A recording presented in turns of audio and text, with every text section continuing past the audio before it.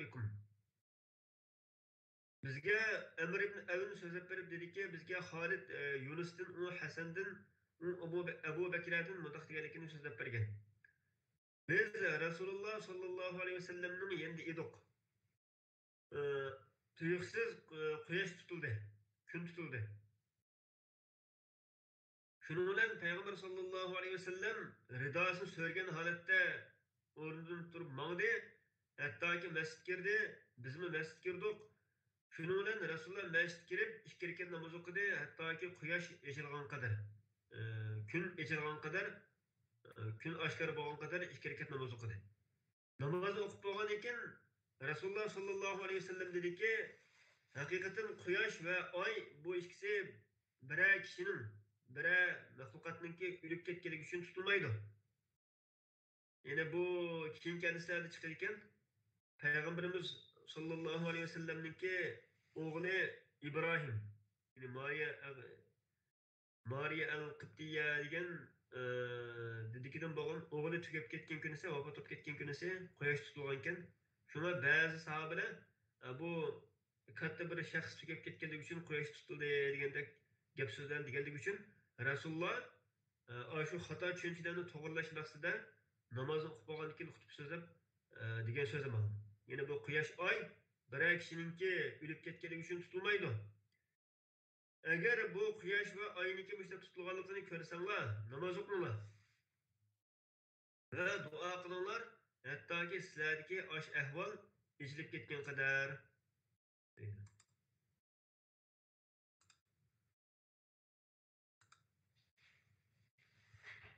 Endi har qanday shu beshimizga bir balo qazo alayli bir ahvollar yuz bergan vaqtda namoz o'qisak yaxshi bo'lgan. Shunday vaqtda inson Alloh taoloni bek eslaydi. Bu namoz o'qish Alloh taoloni esgaligimizningki eng chong ifodalardan birisi. Shu chog'da duoyimiz ijobat bo'lishga yaqin.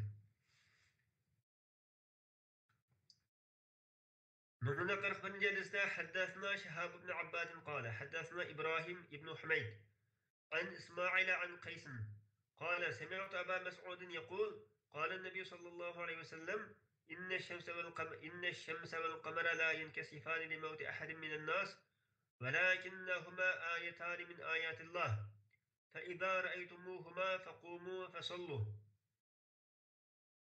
Bizga Shihab ibn Abbad so'zlab dediki, bizga Ibrohim ibn Humayd Ismoildan, u Qaysdan mundoq deganligini so'zlab bergan.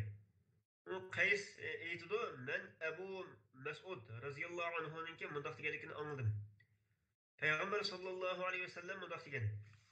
Haqiqatan quyosh va oy bu ikkisi insonlardan birasininki vafot bo'lib ketganligi uchun tutilmaydi. Lekin bu quyosh va oy Alloh taoloninki qudratini ko'rsatgan alomatlardan bir ikki alomatdir. Shunda bo'lg'achqa bu quyosh va oyninki tutilganligini ko'rsanglar, o'rninglardan turib namoz o'qinglar degandi. Demak, quyosh tutilgan vaqtda namoz o'qish kerak deganning dalilamdi. Bab kelgan uchun. حدثنا أسبغ قال أخبرني ابن وهب قال أخبرني عمر عن عبد الرحمن بن القاسم حدثه عن أبيه عن ابن عمر رضي الله عنهما أنه كان يخبر عن النبي صلى الله عليه وسلم إن الشمس والقمر لا يخسفان لموت أحد ولا لحياته ولكنهما آيتان من آيات الله فإذا رأيتموها فصلوا. Bizga asbab so'zlab berib dediki, mana Ibn Vahib xabar berib dediki, mana Amr Abdurrahman ibn Qosimdan xabar berdiki, u Abdurrahman Amirga o'zining dadasidan rivoyat qilib so'zlab bergan ekan. Uning dadasi Ibn Umar radhiyallohu anhu rivoyat qilgan ekan. Annahu kana yukhbiru. Bu Ibn Umar radhiyallohu anhu payg'ambar sollallohu alayhi vasallamdan rivoyat qilib xabar bergan. Haqiqatan quyosh va oy bu biror kishiningki o'lib ketganligi uchun yoki dunyoga kelganligi uchun tutilmaydi. Lekin bu ikkisi Alloh taoloning qudratini ko'rsatadigan qudrat alomatlaridan ikki alomatdir. Shuningdek, bu xil ahvolni ko'rsanglar, namoz o'qinglar degan.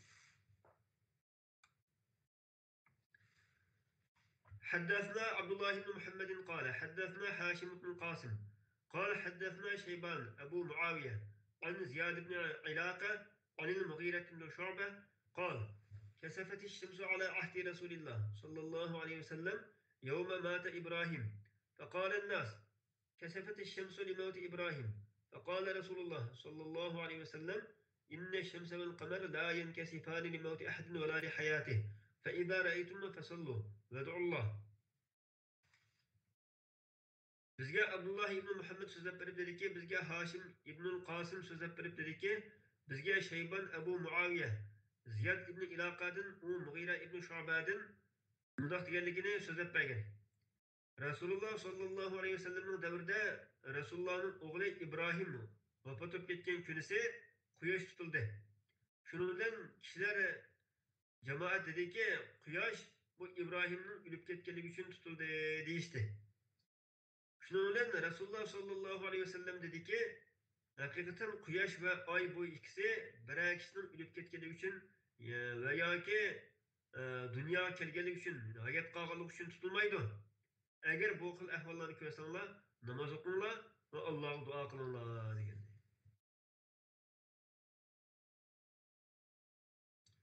Hadislarninki hammasi mazmun o'xshash. Masalan, mana yuqorida biz o'qib ketgan uchta hadisninki mazmun o'xshash, lekin Imom Buxoriy rahmatullohi alayhiga yetib qolgan isnodi o'xshamaydi. Bu İmam Buxoriy rahmatullohi alayhi işte ilmga samimiy muomala qilgan bo'lg'achqa, o'z ongli rivoyatlarning hammasini tekshirib, uni sahiylik isbotlangandan keyin shu sahih deb qaragan rivoyatlarning hammasini bob bo'yicha shu bobning ostida birin-bir ekangan gapi. Shuni biz ma ilmga samimiy muomala qilishni shundan o'rgansak bo'lar ekan. Bu shu yuqori hadislarda biz bilib olgan muhim nuqtalar Cahiliyet davrida kishilar e'tiqod qilgan xurofot aqidadan yiroq turish. Buni botil qilish kerak debdi.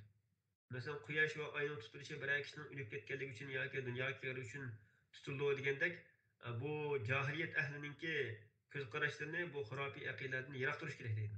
Musulmon kishi bundan yiroq turish kerak.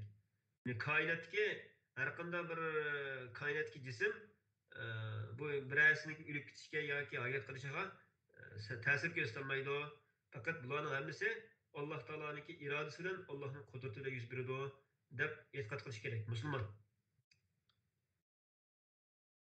Undan boshqa musulmon kishi o'zining beshiga bir qattiqchilik kun kelgan vaqtda va tabiatda shunday bir alohida ahvollar yuz bergan vaqtda Alloh taologa yelinishi, Alloh taoloning tarafiga qaytishi, namoz o'qishi, duo qilish vojib bo'ladi degan bir muhim hukm chiqar ekan. Muhim nuqta.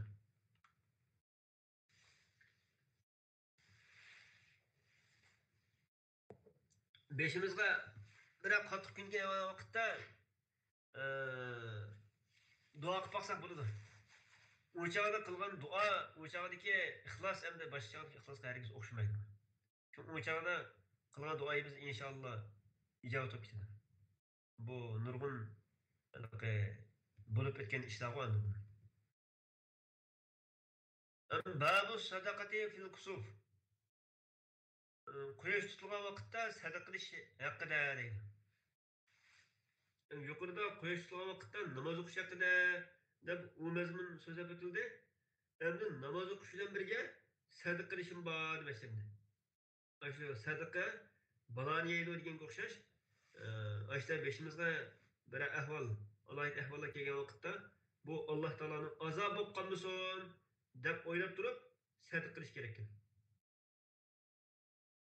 حدثنا عبد الله بن مسلمة عن مالك عن هشام بن عروة عن أبيه عن عائشة أنها قالت خسفت الشمس في عهد رسول الله صلى الله عليه وسلم فصلى رسول الله صلى الله عليه وسلم بالناس فقام فأطال القيام ثم ركع فأطال الركوع ثم قام فأطال القيام وهو دون القيام الأول. أم يقرد قياس وقتا نماز قش كراك ديگن mazmun o'tganda shu namoz o'qinglar degan shu mazmun so'zlab o'tildi, lekin namozning qanday o'qilganligi so'zlanmagan yuqorgi hadislarda. Hozir men 1044 hadisda shu quyosh tutgan vaqtda namozni qanday o'qishning kayfiyati so'zlandi ekan. Bizga Abdullah ibn Maslama Malik'tin, u Hisham ibn Urva'din, u dadisi Urva'din, u Aisha radhiyallohu anhadan mundaq deganlikni so'zlab bergan. Rasululloh sallallohu alayhi vasallamning davrida quyosh tutildi. Shuning bilan Rasululloh sallallohu alayhi vasallam kishilar bilan jamoat bilan namoz o'qidi.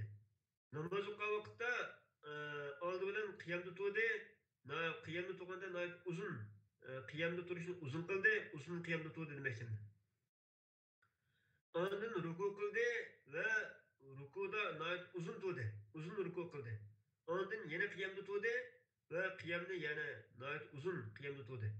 Bu ikkinchi qitimli qiyamda turish, avval qitimli qiyamda turishdan sal ozvol deydi. Yine bak birinci rakat bo'layotgan ish, tabii ikki rakat emas mana. Shu bir rakatda ikki qitim qiyamda turdi ekanmiz. Va kuchuklarimiz o'qigan chog'da. Ondan yana ruku qildi, bu rukuni uzun qildi. U ikkinchi qitimli qilgan rukusi avvalgi rukusidan ozroq sal oz bo'ldi. Ondan sajda qildi. Bu sajdani uzun qildi. Undan keyin bu birinchi rakatni o'qib bo'lgandan keyin ikkinchi rakatdami shu birinchi rakatda qilgan o'xshash qildi. Ondan keyin burilib namozni yandi vaqadin jalat shamsu. Halbuki o chog'da quyosh ochilgan edi. Ondan jamoatga xutba so'zildi. Xutba so'zlagan vaqtda oldidan Alloh taologa hamd sano aytdi. Ondan mundaq dedi: "Inna shamsa val qamar ayatani min ayatilloh." Haqiqatan quyosh va oy bu Alloh taoloninki qudratini ko'rsatgan alomatlardan ikki alomatdir. Bu biror kishiningki o'lib ketganligi uchun va yoki hayot qolganligi uchun dunyoga kelganligi uchun tutilmaydi. Agar bu xil ahvollarni ko'rsanglar, Alloh taologa duo qilinglar va kabbiru va takbir aytinglar, namoz o'qinglar va sadaqa qilinglar degan. Yine babu sadaqati fil kusuf deb bab qo'yishi va tasaddaqu degan ma'nosini chiqarishni ilm. ثم قال يا أمة محمد والله ما من أحد أغير من الله أن يزني عبده أو تزني أمته. Önden etti Peygamber sallallahu aleyhi ve sellem Muhammed'in ümmeti. Yine bu Muhammed'in ümmeti de Peygamberimizdeki munda hitap kılışı özünün ümmetiga nayeti kuyunganlıkı, şefkat kılganlıkı dalalet kılıdı o deydi. Xuddi bala özünün balısıga hitap kılgandek. Muhammed'in ümmeti deb hitap qilib kelib, Rasululloh dediki, Rasululloh andin Payg'ambar sollallohu alayhi vasallam Alloh taolo bilan qasam qildi. Qasam qilib, vallohi, ma min ahadin aghyara min Alloh. Alloh taolodanmi bakrak kundash qilgan birisi yo'q. Aghyar degan g'oriya bo'laydi. Kundash qildi degan ma'noda bu asli. Yine Allah Teala'nın özünün bendisi ya ki Allah'ın ayol bendisi zina kılsa şununla şunundan bekerek gündeşlik kılgan birisi yok. Şununla Allah Teala'dan bekerek gündeşlik kılgan birisi yok demekçiydi.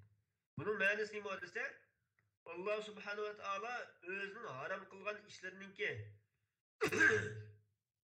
kılınıp kalışını yaman görüdü. Demek yani yağar degan ag'yar degan yomon ko'rdi degan ma'noda. Alloh taolo masalan zino qilishmi Alloh taolo harom qilgan ishlar. Misol zino qilish, aroq ichish, o'sim yeyish, jazoni yeyish degandek mushtaq Alloh taolo harom qilgan ishlarningki qilinib qilishini Alloh taolo yomon ko'rdi deydi. Bu xil fohisha, bu xil ahvollarning oshkor bo'lib ketishi, oshkor bo'lishi cho'ng bir xatardan oldin signal berish deydi. Şu rayondaki, şu zemindeki kişilerine nispeten Allah Teala'nınki bir azabı kirip kılışınınki olduda verilgen bir signal demekçi bir yerim. Bu zinanın köp bolup ketişi, fahişinki kişiler arasında belki tarqalıp ketişi bu azapnınki tez kildiğalıktan bir alamet değil. Bu Allah Teala gündeş kılıdı dep keltirdi bir yerim. Nege bu Allah Teala'nınki gündeş kılışı, Allah Teala'nın yaman görüşü bu Allah Teala'nın özününki ulug'ligi, kattaligiga loyiq ravishda bo'lgan bir sifat deydi. Maxluqotlarningki u xil kundash qilishiga o'xshamaydi. Xuddi Alloh taolo masalan g'azablanadi, rozi bo'ladi deymiz. Bumu Alloh taoloninki o'zining ulug'ligi, kattaligiga loyiq ravishda bo'lgan o'xshash deydi. O'sha sifatlar. Mahluqotlarninki g'azablanishi, rozi bo'lishga o'xshamaydigan o'zining ulug'ligiga loyiq bo'lgan ravishda g'azablanish va rozi bo'lishdir. O'sha ahvollarni demoqchi. Endi Payg'ambar alayhissalom so'zini davomlashtirib dediki, ya ummati Muhammad, vallohi law ta'lamuna ma a'lamu la dahiktum qalilan va la bakaytum kaseera.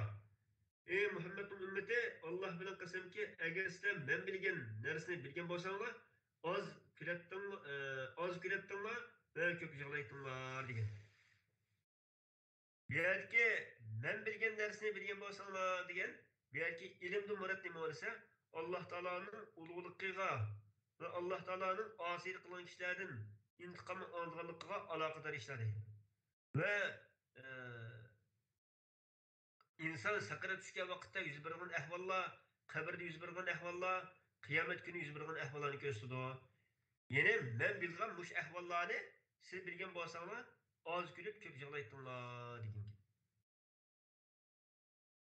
Bir yerki maksat nima bo'lsa, Payg'ambar alayhisalom ümmetini korkutish. Yine muş ehvallardan korkunglar demiş. Hem bu hadislerden biz bilip algan muhim noktalar qaysi dese, müştab quyosh tutilgan, oy tutilgan vaqtda va boshqa alayda ahvollar yuz bergan chog'da namoz o'qish, Alloh taoloni zikr qilish, takbir etish va sadaq qilishga oldirish kerak deydi. Va Alloh taologa yilinib duo qilishga oldirish kerak deydi. Yana bir muhim nuqta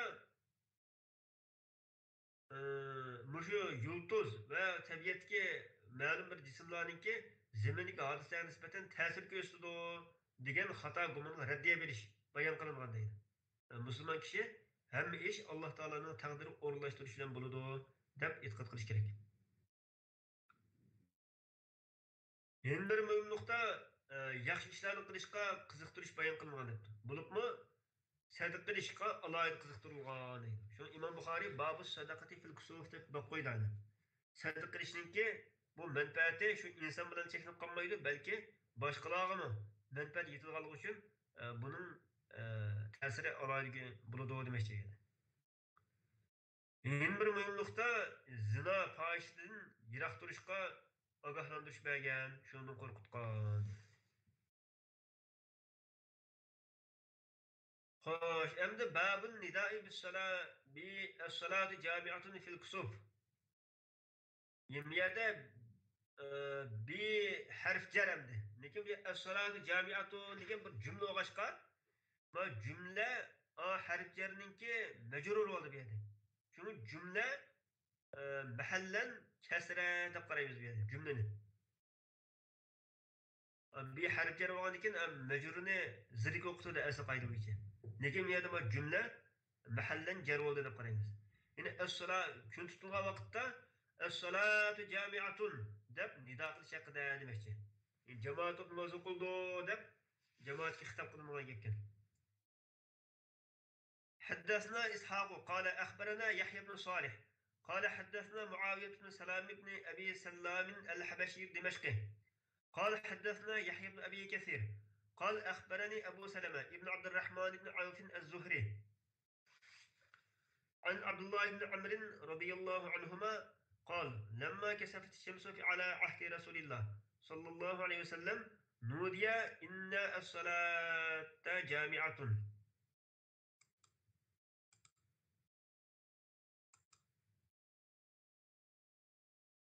Bizga Ishoq so'zlab berib dediki, bizga Yahya ibn Solih xabar berib dediki, bizga Muaviya ibn Sallam ibn Abu Sallam al-Habashi ad-Dimashqi so'zlab berib dediki, bizga Yahya ibn Abu Kasir so'zlab berib dediki, menga Abu Salama ibn Abdurrahman ibn Auf az-Zuhri Abdullah ibn Amr radhiyallohu anhumadan xabar berib mundaq degan. Rasululloh sallallohu alayhi vasallamning davrida quyosh tutilgan vaqtda as-salatu jami'atun deb nido qilingan edi deydi. Yine as-salatu jami'atun degan hozir jamoat bo'lib namoz o'qildi degan gap. Xo'sh, babu xutbatil imomi fil kusuf. Kun tutilgan vaqtda imomning xutba so'zlashi haqida. Vaqalat Aisha va Asma'u xataban Nabiy sallallohu alayhi vasallam. Aisha va Asma radhiyallohu anhuma ikkalan mundoq degan. Payg'ambar sallallohu alayhi vasallam shu kun tutilgan vaqtda xutba so'zlagan edi.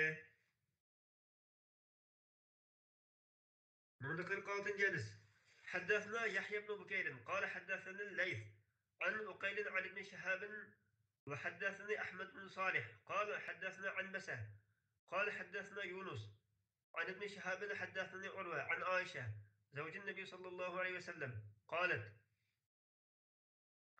ما نسني رواية قلغن صحابة عائشة رضي الله عنها لكن عائشة رضي الله عنها رواية قلغن بو حديث İmam Buxoriy rahmetullohi alayhiga ikki xil isnod bilan ikki xil yo'l bilan yetib borgan ekan.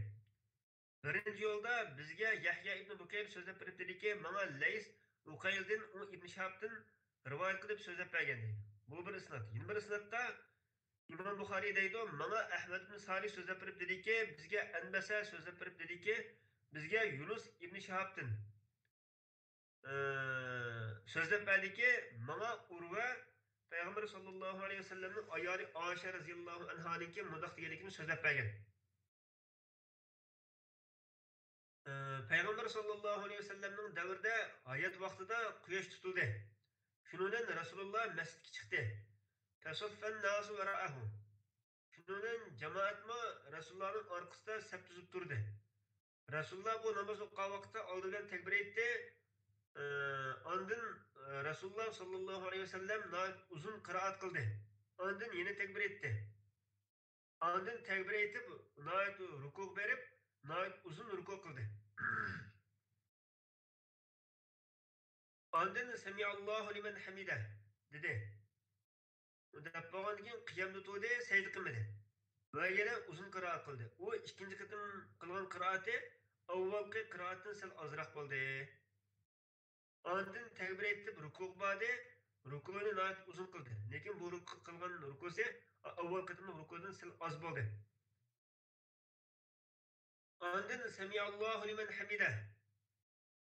Rabbana ve lekel hamd dedi. Ondan secdeye bağladı. Ondan kâle fir rek'atil ahire misle zâlik. Ahirde 21 rekatta mı? Aşının okşaş kıldı dedi. Yani kâle degeni yine aşının okşaş dedi degeni aşının bu şu birinci rekat kılgan okşaş ef'allarını kıldı demekçi. Festekmele erba'a rek'atin fi erba'a secdat. Rasululloh 4 secdenin içinde 4 rukunu kamil kıldı deydi. Ya 4 erba rekat degan 4 rekat namaz o'qidi degan gap emas. Yani 4 ruku kıldı. 2 rekat namazda 4 ruku 4 secde kıldı demek bu yani. Venceleti şemsu qabla an yansarifa. Rasululloh qaytisi ilgirla quyosh echilib ketdi. Ondan Rasululloh o'rnidan turib Allah Teala'ga şu Allah'a layık bo'lgan ravishda hamd sanolarni aytgandan keyin mundoq dedi. Huma ayatani min ayatillah. Bu quyosh bilan oy Alloh taoloning qudrat alomatini ko'rsatgan ikki alomatdir. Bu bir kishiniki o'lib ketganligi uchun yoki dunyoga kelganligi yo hayot qolganligi uchun tutilmaydi. Agar bu xil ikki xil ahvolni ko'rsanglar, namoz o'qishga oldiringlar. Fafsa'u degan yani oldiringlar degan. Deb shunaqa degan. وكان يحدث كثير بن عباس. كثير بن عباس مدخل زبرته. عبد الله بن عباس رضي الله عنهما يوم خسفت الشمس دب Urva Ayşe radhiyallahu anhadan rivayet kılgan hadisga o'xshash so'zlab bergan edi. Faqultu li Urva. Men Urvaga dedim.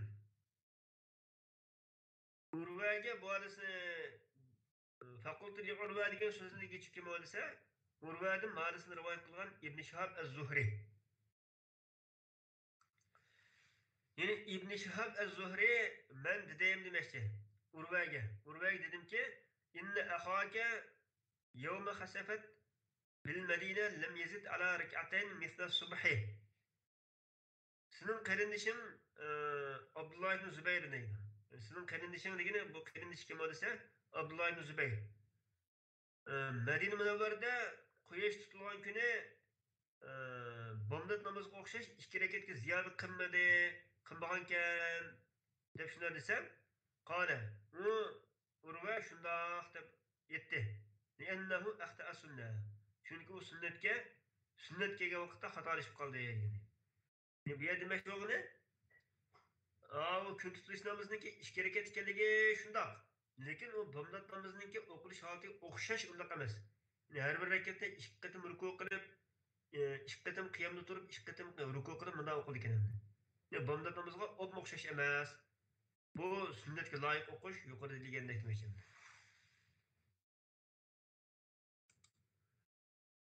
وآخر دعوانا أن الحمد لله رب العالمين.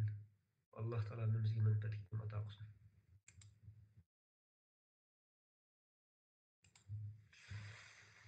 Bugün 3. ders okup duraydı.